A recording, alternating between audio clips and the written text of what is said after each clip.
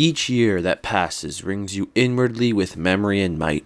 Wield your heart and the world will tremble. Welcome to the Planeswalker Project. What is up, ladies, gentlemen, and non-binary friends? In this video, I want to take a look at a legendary creature that for much of my Commander career has been a personal favorite.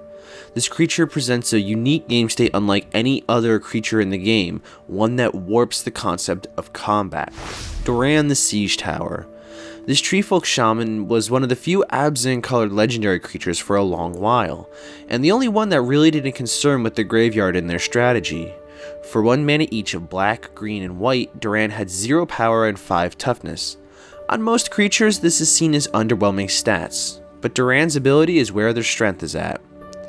Each creature will assign combat damage equal to its toughness rather than its power. This ability completely changes the rules of combat in a way that we had never been explored at the time. Doran could attack into opponents for 5 damage rather than for 0, and as a commander with such a low mana cost, this is powerful. In addition, opponents facing Doran have to assess the impact that it had on their creatures. Suddenly, a player has to look at their creature's toughness when analyzing combat. While a good majority of creatures do have equal power and toughness, a great many exist that have lower toughness than power, or vice versa. In a traditional Doran deck, one of the most common strategies to go for is for creatures with extremely high toughness to fully utilize the ability of Doran.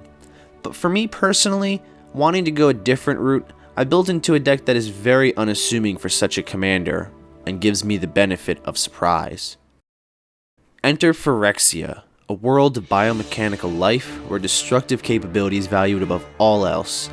The glistening oil will spread fear into enemies, and while the peaceful Lorwyn has yet to be blessed with Phyrexian perfection, we will be bringing it to them. This is Doran Infect. So to begin, I want to note that we are going to be exploring a deck build that is a high priority to target while in game. This is a lot more spiky a strategy than most Doran decks, so do keep this in mind as we will be looking at some of the cards to include. We're going to start with the most important group of cards, the cards with Infect. Infect was a keyword ability first seen during the new Phyrexian block as an alternate win condition. In Magic, most games are run by reducing your opponent's life total from whatever starting total they have to 0. But there are many other ways you can win, and if your opponent has been given 10 or more poison counters at any point, they lose the game. Creatures with Infect deal damage to players in the form of poison counters, and to creatures in the form of -1/-1 counters. Starting off, Glistener Elf is the most iconic Infect creature, a very unassuming 1/1 for 1 green mana. This is a card that I have seen play across formats, being played in Modern and Pauper Infect. While I see this generally as a very low value late game draw, it's excellent to play first turn to get in a point of 2 or poison around the table before people start building up. Plague Mirror is our next creature up on our curve. This mirror comes equipped with 2 abilities, the obvious Infect as well as the ability to tap for 1 colorless mana. This offers us great utility as it offers both ramp and Infect. We have a few 3-dropped creatures with Infect. Ichor Rats, which gives each player a poison counter upon entering the battlefield, is potent as it gives another player poison. It hits each player, not just one. And as we will explore later, you can work with giving each player just 1 poison counter. You can work them up to 10 counters even without further combat. Phyrexian Crusader is a lot more combat oriented, coming into play with First Strike, Pro Red, and Pro White. This card is really hard for opponents to get rid of. Most removal in Commander is in red or white, and so our Crusader is pretty safe from any path to exile. And given the combination of both Infect and First Strike, this creature is very tough to face down in combat. We also have Rotwolf, which is a very versatile card draw engine. Opponents will fear it killing their creatures as it's just going to generate more card advantage for you. Corpse Cur offers us some valuable recursion for our Infect creatures, as we will most certainly be seeing our Phyrexian friends find their way into fish food. Flesh Eater Imp has flying, so we also have some rocking evasion, and should it manage to make it through unblocked, we can just sacrifice the rest of our creatures to bump it up by +1/+1 for each one. Hand of the Praetors is not only an Infect Lords, but it'll also throw a poison counter at a player each time we play a spell with Infect. Reaper of Sheoldred is perhaps the best Infect creature for Doran, as it having 5 toughness brings an opponent halfway to a game loss. And should they choose to block it or ping it or do any damage to it at all, that player is going to get a poison counter. The Phyrexian Hydra is relatively huge, but it will grow weaker when it's dealt damage. I look at it as a sponge for damage, as opponents will be hard pressed to block the incoming 7 Infect damage, but might be able to let the other little creatures through.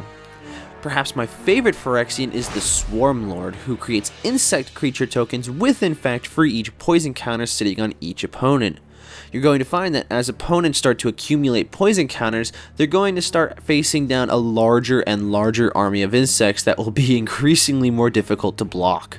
Skithiryx is one of our top-end Infect creatures, having flying as well, and the possibility to have haste, and even better, it has regeneration. Lastly, the largest Infect creature in the game, Blightsteel Colossus, is hugely dangerous, as it can literally kill an opponent with a single swing. When this creature hits the battlefield, the clock has begun to tick. Now, as an aside to the Infect strategy, we're going to want to include some specific abilities to ensure that our strategy is as minimally hindered as possible. We're going to want evasion, buffs, and combat tricks to give our creatures the edge. Nilia, God of the Hunt, gives trample, and we can channel our green mana into repeatable buffs, and in Infect, this can make a difference between a player surviving a turn of poisoning and, well, not. Sidar Kondo, one of the partner commanders from Commander 2016, makes a cameo here, as he makes our small infectious creatures a lot harder to block by non-flyers. He's also a 2/5, so... Siege Behemoth is my favorite option, as it will make all of your creatures essentially unblockable. So while it's nice your opponent wants to block your Blightsteel Colossus with their 11 creatures in a feeble attempt to avoid losing, it will be in vain. Now, Assault Formation will give us an extra method of getting Doran's ability online. You also have the ability to, again, channel your extra green mana into buffing up the booties of our board, which in the case of this deck, can make for an even more damage making its way through. Behind the Scenes and Skeleton Key both give creatures Skulk, an ability almost tailored for Doran. Given Doran's 0 power, should Doran have Skulk, they'll be unblockable. Period. Duelist's Heritage, a card that I was originally none too fond of, I feel works great in this deck, as giving an infectious creature double strike can be deadly.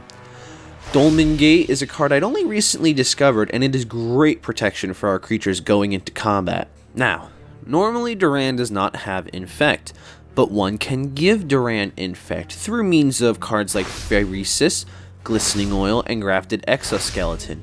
We can also use the equipment Slagworm Armor to buff up the toughness of Doran to 11. That, combined with Infect spells, game over. We also have quite a bit of removal in our deck to make waste of our opponent's creatures. Slaughter the Strong is our newest addition and is a great card to play late game when our opponents have developed their boards. And given our board not really having a whole lot in the way of power, we're going to be able to preserve the majority of our creatures. Toxic Deluge is Toxic Deluge. Again, our creatures having high toughness will often put them safely out of reach of the Deluge. Our single target removal package should include cards such as Anguished Unmaking, Beast Within, Crows and Grip, Path to Exile, Putrefy, and Swords to Plowshares. These cards are most useful to handle the majority of the threats you might be facing. We also have other ways to poison our opponents, or bringing them closer to that 10 count. The two main cards for this strategy are the Contagion Clasp and the Contagion Engine. These two cards can take just one single poison counter on each player and it'll work them up to a lethal 10. It's also useful to note that both of these cards put -1/-1 counters on creatures, which can also help wipe out smaller boards. Decimator Web hurts a player in a bit of a different way, milling them 6, losing 2 life, and best of all, it throws them a poison counter. Lastly, the Caress of Phyrexia is a nice gift for an opponent, giving them 3 cards, but it does come with some drawbacks of 3 life lost. Oh, and it also gives them 3 poison counters, might have forgotten to mention that. Now for our mana base. We're in Abzan colors, and so that includes green, giving us access to the best ramp in the game. So in terms of ramp spells, I recommend cards like Farseek, Nature's Lore, Rampant Growth as all really great early game plays. As for our lands, we're going to want our shock lands and fetch lands, so I'm recommending anything that's on color. So Overgrown Tomb, God of the Shrine, and Temple Garden. I also run the check lands of Sunpetal Grove, Woodland Cemetery, and Isolated Chapel. We run quite a few basic lands, so these can often come in untapped. Standstep Citadel is really the only tap land I'm really okay with playing, as I generally avoid running lands that have to enter tap. Inkmoth Nexus has the ability to become a flying Infect creature, and it fills the spot as our sole man land.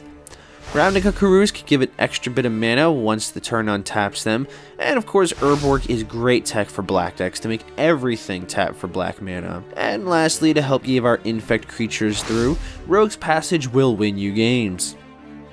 Playing Doran as an Infect deck is a really unorthodox for what the deck usually entails, but it can make for a fun game, well, at least for you.